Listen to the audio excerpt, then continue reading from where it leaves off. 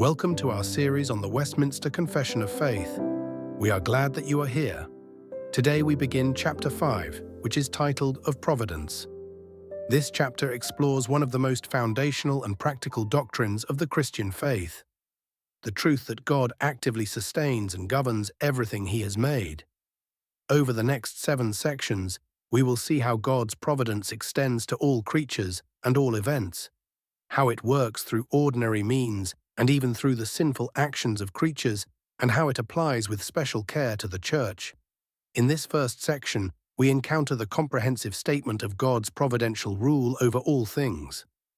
Let us begin. In our last chapter, we explored the doctrine of creation, how God, the Father, Son, and Holy Spirit brought all things into existence by His powerful word. We saw that God created man in His own image, with knowledge, righteousness, and true holiness. But the story does not end with creation. The God who made all things did not step back from His work and leave it to run on its own. That idea, sometimes called deism, is foreign to the Bible. Instead, the Scriptures teach that the same God who created the world is intimately involved in sustaining and governing it every single moment. This is what the Reformed tradition calls the doctrine of providence.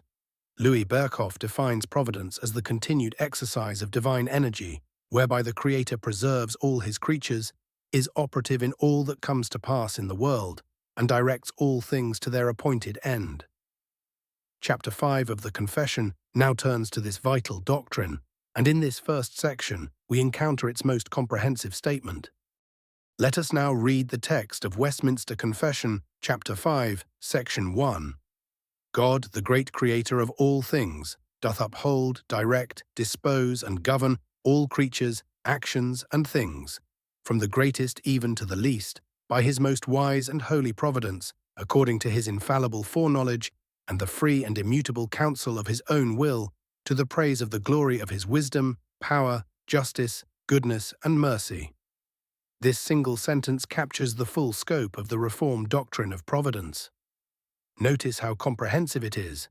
It touches on the extent of God's rule, the character of His governance, the basis for it, and its ultimate purpose.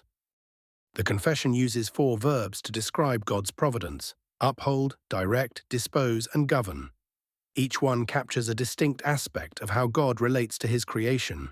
First, God upholds all things. This means He preserves everything in existence moment by moment. Without God's sustaining power, nothing would continue to be. As the author of Hebrews writes, Christ upholds the universe by the word of His power. Creation depends on God, not just for its origin, but for its ongoing existence. Second, God directs all things. He is not merely keeping things in existence, He is guiding them purposefully toward His appointed ends. Nothing drifts aimlessly in God's world. Third, God disposes all things. He arranges every circumstance according to His will. And fourth, God governs all things. He exercises sovereign authority over every event and every creature. Louis Berkhoff organizes these ideas under 3 headings: preservation, concurrence, and government. The Confession's 4 verbs capture this same comprehensive scope. John Calvin, in the first book of the Institutes, insists that God's providence is not mere foreknowledge or passive observation. It is an active, hands-on governance of all things. The Confession deliberately says that God's providence extends to all creatures, actions, and things, from the greatest even to the least. This language is designed to leave absolutely nothing outside of God's sovereign governance. God governs all creatures, not only human beings, but angels, animals, and even the forces of nature. He governs all actions, not only the grand decisions of kings and nations, but also the ordinary choices and movements of everyday life. And He governs all things, from the movements of galaxies to the fall of a single sparrow. Jesus Himself makes this point in the Gospel of Matthew when He says, "Are not 2 sparrows sold for a penny, and not one of them will fall to the ground apart from your Father? But even the hairs of your head are all numbered. Fear not, therefore, you are of more value than many sparrows." Robert Shaw, in his commentary on the Confession, notes that the divines deliberately chose this comprehensive language to exclude every form of chance or accident from the governance of the world. Charles Hodge similarly emphasizes that nothing is too great for God's power or too small for his attention. The confession describes God's providence as most wise and holy. These two adjectives are not incidental. They set biblical providence apart from every counterfeit. First, God's providence is wise. He does not act randomly or without purpose. Every event, every circumstance, every detail serves his perfect plan. Berkhoff observes that God's wisdom ensures that the right means are always connected to the right ends. Nothing in God's governance is wasted or accidental. Second, God's providence is holy. His governance never compromises his moral character. God is never the author of sin, and his providential work always reflects his perfect righteousness. This is a truth we will explore more fully in section 4 of this chapter. These two qualities together distinguish biblical providence from pagan fatalism. Fatalism teaches that events are determined by an impersonal, blind force that cares nothing for morality or purpose. But the God of the Bible is personal, wise, and holy. Calvin puts it this way in the Institutes. Providence means not that by which God idly observes from heaven what takes place on earth, but that by which, as keeper of the keys, he governs all events. God's providence is his active, intelligent, and morally perfect governance of all things. The confession tells us that God's providence operates according to his infallible foreknowledge and the free and immutable counsel of his own will. These two phrases reveal the basis on which God governs the world. First, God acts according to his infallible foreknowledge. He knows all things perfectly, past, present, and future, before they ever come to pass. Nothing takes God by surprise. Nothing catches him off guard. His knowledge of every event is certain and complete.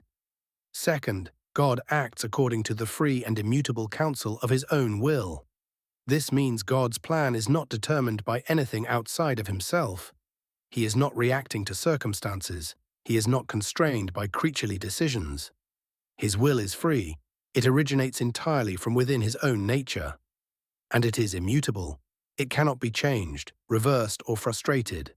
The Apostle Paul captures this beautifully in his letter to the Ephesians, where he describes God as the one who works all things according to the counsel of his will. This connects directly to what the confession taught in chapter 3 about God's eternal decree. Providence is the outworking in time of what God decreed from eternity. The Westminster Shorter Catechism, in question 11, summarizes it this way. God's works of providence are his most holy, wise, and powerful, preserving and governing all his creatures and all their actions. Everything is held together by the knowledge and will of an all-powerful, all-wise God. The confession concludes its statement on providence by telling us that all of God's providential work is directed toward one ultimate goal: the praise of the glory of his wisdom, power, justice, goodness, and mercy. This is a deeply doxological statement. Providence does not exist merely to make our lives comfortable or to solve our problems. Its ultimate purpose is to display and magnify the glory of God in all his attributes. A. Hodge, in his commentary on the Confession, notes that the divines carefully listed 5 divine attributes that are displayed in providence. God's wisdom is seen in how perfectly he orders all things toward their proper end. His power is seen in the fact that nothing can resist or frustrate his purposes. Even the great King Nebuchadnezzar had to confess, as we read in Daniel chapter 4, that God does according to his will among the host of heaven and among the inhabitants of the earth, and none can stay his hand or say to him, "What have you done?" God's justice is seen in the moral order that governs his providence. The wicked are not unpunished, and the righteous are not forgotten. His goodness is seen in the countless blessings he bestows on his creatures, and his mercy is seen in his patience and compassion toward sinners. The psalmist captures it beautifully. The Lord is righteous in all his ways and kind in all his works. When we understand that providence is ultimately about God's glory, it changes the way we respond to every circumstance, including those we cannot understand. Here are 3 questions to consider as we reflect on what we have learned. Question 1. How does understanding God's providence differ from believing in fate or luck? What practical difference does it make? Think about this. Fate is impersonal and purposeless, but providence is the work of a personal, wise, and loving God. This means that every event in our lives has meaning and purpose, even when we cannot see it. The practical difference is that we can trust the one behind our circumstances, not simply resign ourselves to an impersonal force. Question 2. The confession says God governs from the greatest even to the least. How should this truth shape the way we think about ordinary, everyday events? Consider that if God governs the rise and fall of nations, He also governs the small details of our daily routines. Nothing is beneath His notice. This should give us comfort and attentiveness. Even in the mundane moments, God is at work. Question 3. How does the doxological purpose of providence, to the praise of the glory of God, change the way we respond to circumstances we do not understand? When we know that God's ultimate purpose is His own glory, and that His glory includes His wisdom, justice, goodness, and mercy, we can trust that even difficult circumstances serve a purpose that is both wise and good, even when we cannot yet see how. Let us review what we have learned in this section. God's providence is His active, ongoing work of upholding, directing, disposing, and governing all things. This governance extends to everything without exception, from the greatest cosmic events to the smallest details of daily life. Providence operates according to God's infallible foreknowledge and the free, unchangeable counsel of His will. And the ultimate purpose of all God's providential activity is the praise of the glory of His wisdom, power, justice, goodness, and mercy. Next, in Section 2, we will explore how God's sovereign providence works through what the confession calls second causes.